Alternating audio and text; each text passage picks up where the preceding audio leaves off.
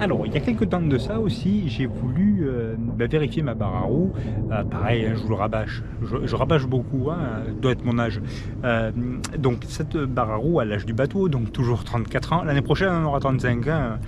Et donc il y avait un petit jeu dedans dans la barre de 1 mm. Hein, donc j'ai voulu vérifier, j'ai tout démonté, j'ai graissé, j'ai ci, j'ai là. Et puis je me suis dit, tiens, lance-toi, démonte la barre à roue, regarde un petit peu à l'intérieur, c'est peut-être l'écrou qu'il y a, serre-le. Donc c'est ce que j'ai fait. Sauf que quand ça a 34 ans, même avec le TFGL, à un moment donné, ça a cordé. Donc j'ai cassé 4 vis sur 5 à l'intérieur. Donc j'ai tout essayé, hein. Je suis allé à la clash choc, je suis allé, comment on appelle, à l'extracteur, au tournant gauche, à l'extracteur aussi, au-delà, bref, il a fallu retarauder. Et quand on a donc retarauder, c'était des vis qui étaient, enfin des boulons qui étaient en 8 par 30, j'avais percé moi de travers l'inox, donc il a fallu retarauder en 10, et donc mettre la même chose de la visserie en 10, sauf qu'en 10, voilà, on aurait dû être à fleur comme ceci. Donc ça veut dire qu'on a pris des boulons qui sont comme ça, qu'on est venu, on leur a enlevé de la matière. Sauf que en enlevant un petit peu de matière, alors on a percé bien entendu, hein, pour agrandir le trou, ça s'est fissuré. Donc il a fallu que j'en rachète 3, et les 3 sont sortants. Bon, jusque là, pas de soucis particuliers.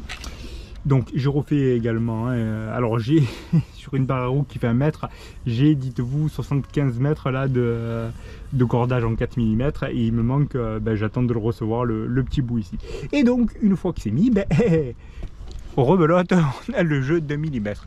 Un vrai bonheur que de faire du bateau. C'est-à-dire que j'ai pas réglé mon problème. Ça a pris des mois et des mois, et c'est toujours la même chose. Bon, on va le laisser comme ça. Ça a tenu 34 ans. Si ça retient 34 ans, on s'en sortira bien. Alors, je précise, là, vous voyez que j'ai une casquette et marqué North Sail dessus. C'est une casquette que j'ai achetée. C'est pas North Sail, je fais pas de la pub pour North Sail. J'aime bien, c'est tout. Si d'ailleurs North Sail, tu passes par là, j'aurais besoin donc d'un Génaker, d'un code, de ce que tu veux, pour Océanis 430 Kia Elette. Donc si tu passes par là, c'est pas moi qui te fais de la pub, mais c'est moi qui suis en train de te réclamer quelque chose. Alors j'ai aussi un magnifique polo des All Blacks. Je ne suis pas du tout sponsorisé par les All Blacks non plus. D'ailleurs, les All Blacks, quand je serai en Nouvelle-Zélande, si vous voulez m'inviter à boire une bière, ça sera avec plaisir. Je peux même vous le faire en anglais. The All Blacks, if I will be in New Zealand, you can invite moi, hein, to take a beer with you. Bye bye. Nous revoilà, et on va parler du désalinisateur. Ça ne finit jamais le désalinisateur. Je vous aurais fait des vidéos sur 8 heures. Alors, tu crois que c'est fini, mais c'est jamais fini. Souvenez-vous. Quand c'était installé, alors le fusible bien entendu n'a rien à faire là, hein, il n'est pas branché, hein, forcément. Souvenez-vous, j'avais un évent donc qui était en L. Enfin pardon, le raccord, ça c'était pour les vents. Donc Joël m'avait dit, écoute, rebranche-toi dessus, ça évite de percer, compte tenu du tuyau d'arrivée et de sortie, ça sera bien. Bon, bref, comme ça c'est cassé, on va envisager une autre solution parce qu'elle ne me convenait pas du tout. Je vous explique pourquoi. C'est que le tuyau, donc on a l'arrivée par ici. Mais l'arrivée par ici, qu'est-ce que peut faire l'eau? Le cheminement classique, hein, on voit que ici les vents il est plus bas, ça va partir dans les vents. Donc on va percer le réservoir. Ouille. Alors j'ai mon petit raccord. Pour ce faire, je suis allé chez l'ami Brico Dépôt. Brico Dépôt, 2 articles à acheter, une demi-heure de queue. Donc on va en mettre un au-dessus, un en dessous avec les petits joints qui vont bien. On va percer, au moins il y aura quelque chose dédié pour l'arrivée d'eau via le dessal. Et puis on va mettre un bouchon ici, on va raccorder les vents ici. Donc je pense que ça sera nettement mieux. On s'y met. Alors j'ai vidé un petit peu le réservoir tout à l'heure, j'avais isolé le réservoir des 4 pour pomper. J'avais vidé quasiment, hein, et puis je me suis dit, bon, la pompe, on voyait qu'elle continuait de tourner. Je me suis dit, arrête le groupe eau et réouvre les autres vannes. Et par gravité, bien entendu, ça s'est rempli. Donc voilà, je vais mettre un petit récipient en dessous pour percer sereinement. Ensuite, je reviderai le réservoir et puis on va le nettoyer parce que il y a quand même du sable à l'intérieur. Donc voilà, qu'on parte sur des bases saines, propres et tout ira bien. Voilà, le petit tuyau là est raccordé. Ben, on va faire le test, hein. Ça permet aussi de faire une petite vidéo sur la mise en route du désalinisateur. Allez, pour le test, on débranché, ok. Je ne veux pas tirer sur l'inverteur.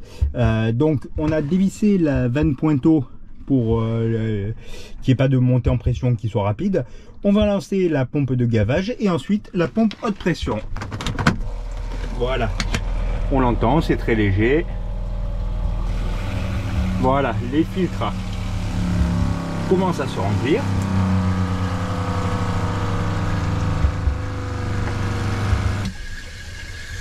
On entend que ça passe dans la pompe haute pression, donc on élimine un petit peu des bulles d'air.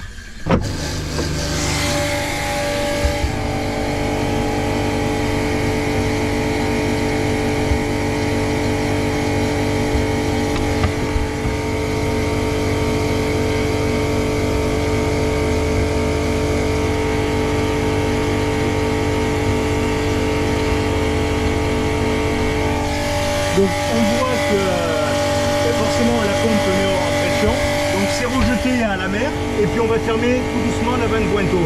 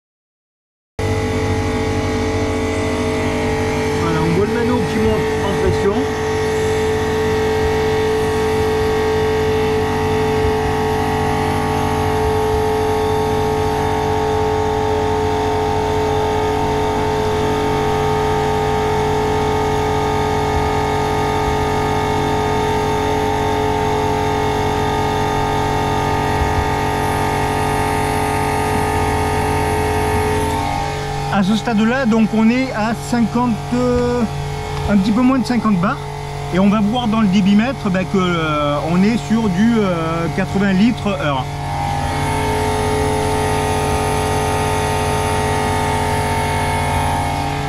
Là, on produit de l'eau douce, donc l'eau saumâtre est rejetée à la mer, et puis l'eau douce qui a été filtrée dans la membrane va dans le réservoir, et on va aller voir dans le réservoir ce que ça donne.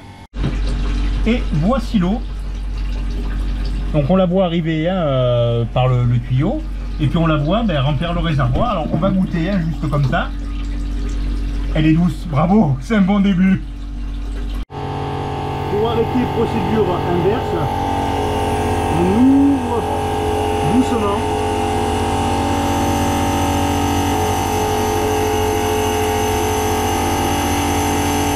On voit que la production baisse aussi. Voilà, donc c'est la première fois que je m'en sers. La dernière fois, c'est Joël qui a fait la mise en route. J'étais pas avec lui, j'étais là-bas à vérifier que tout soit correct. Bon, alors on entend la pompe de pression. Alors on l'entend parce que j'avais surélevé le matelas, j'avais enlevé la protection et j'ai pas encore mis la protection isolante au niveau de la pompe. Alors c'est tout bête, c'est de la mousse qui doit faire je crois 7-8 cm d'épaisseur peut-être, et qui va venir amortir la vibration, parce que certes on entend, mais ce qu'on entend principalement c'est la vibration. Non, elle a pas de goût, il n'y a pas de sel, ma foi elle est bonne. Ils sont contents de dans le pastis, non? Alors, je nettoie actuellement les fonds. Et puis, j'avais prévu de faire un petit travail. Alors, bien avant de commencer tout ça, c'était de changer ma clarinette. Alors, je sais pas si clarinette, c'est le bon nom. Clarinette, c'est ça, c'est la distribution d'eau. Donc, on va l'arriver ici. Puis ça, ce sont chaque réservoir. Donc, on a bâbord avant, tribord avant, donc sous la cabine. On a donc dans le carré, celle où il y a le dessal qui est branché dessus, c'était pour ça que c'était la salle ouverte, et donc sous le placard et la cuisinière, placard de la cuisine, bien sûr. Donc j'ai prévu de le changer, mais connaissant les emmerdes que j'ai eues, je vais m'abstenir. C'est pas nécessaire. J'ai été emmerdé absolument sur tout ce que je n'avais pas prévu de changer, à savoir le guendo, qui n'était pas nécessaire si ce n'est débrayé, j'ai été emmerdé. La barre à roue, le jeu d'un millimètre, j'ai été emmerdé. Le dessal, qui n'était pas nécessaire, j'ai été emmerdé. Pour l'instant, à ce stade-là, si on s'en tient juste au génois qu'il fallait changer, c'est le seul truc pour lequel j'ai pas été emmerdé. Alors tous ces petits emmerdements, c'est 3 semaines, un mois de retard quand même. Donc voilà, je vais pas le faire. Je vais pas le faire. Aux armes, citoyens, formez vos bataillons. Non, je suis pas devenu fou. Juste, je voulais vous présenter aujourd'hui dans le tuto radin, le tuto malin, ou le tuto malin, le tuto radin, comment est-ce qu'on va fabriquer une hampe de pavillon. Pourquoi est-ce qu'on va la fabriquer? Parce que dans le commerce, sur nos amis du net, ou en magasin, c'est pareil, il y en a pas beaucoup, parce que ça se vend pas beaucoup, ça. Ça vaut 40 balles plus 12 de frais de port. Donc on se retrouve avec plus de 50 €. Et je vais vous montrer, moi, comment est-ce qu'on fait pour en faire un, peut-être aussi bien, peut-être un peu moins bien, mais en tout cas beaucoup moins cher. Pour réaliser, donc il va te falloir forcément un pavillon français si tu es français, belge, le tire-bouchon n'a rien à faire là, reste de la veille. Donc il va te falloir également des vis, il va te falloir des pontées en inox. Tu remarqueras que j'ai bien pris soin de tourner et de supprimer ici quel était le fournisseur. Il va te falloir un pied pour meuble et il va te falloir un manche. Ce manche-là, ce n'est pas un manche à balai, c'est un manche pour outils que l'on trouve dans tous les bons magasins de bricolage. 3,70 €, 5 €, 1,79 €, 1,79 € et je crois 2 €. Donc on est beaucoup moins cher. Si comme moi tu vis en couple, je te conseille vivement de te mettre à l'extérieur, ce qui évitera de te faire engueuler quand madame rentre.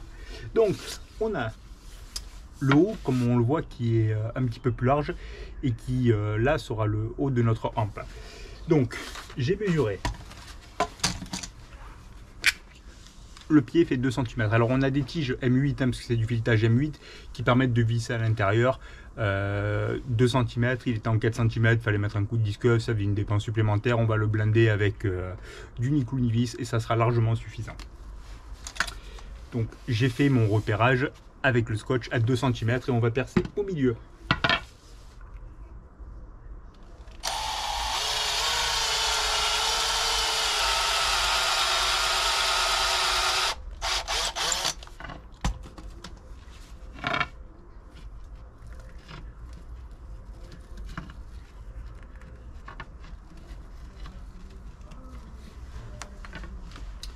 Si comme moi tu as le compas dans l'œil, prévois toujours le fourré plus grand.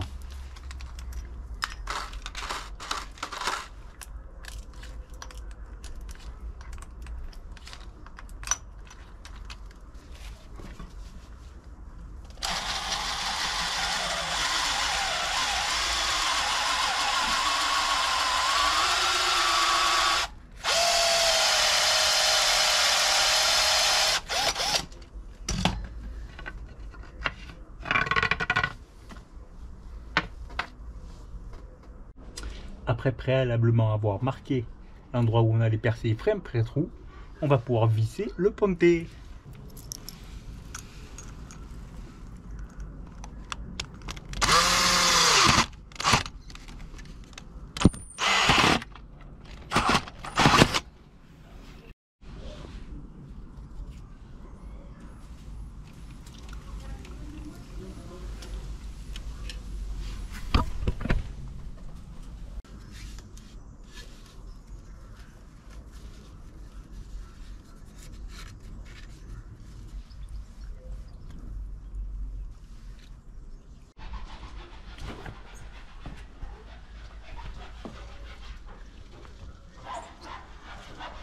Ensuite, il nous restera le couper à la bonne hauteur, puisque je crois qu'il fait 110. Donc je vais pas avoir 110 pour un drapeau juste qui fait 50 par 75 de long. Je pense qu'on va le couper entre 60... Non. On va le couper à 80. De 80 à 100, je pense qu'on sera bien, on fera les essais à bord de Tangaroa. Et le voici terminé. Bon, alors après, ça dépend un peu de ce que vous voulez faire. Le taquet, on peut le mettre un petit peu plus haut.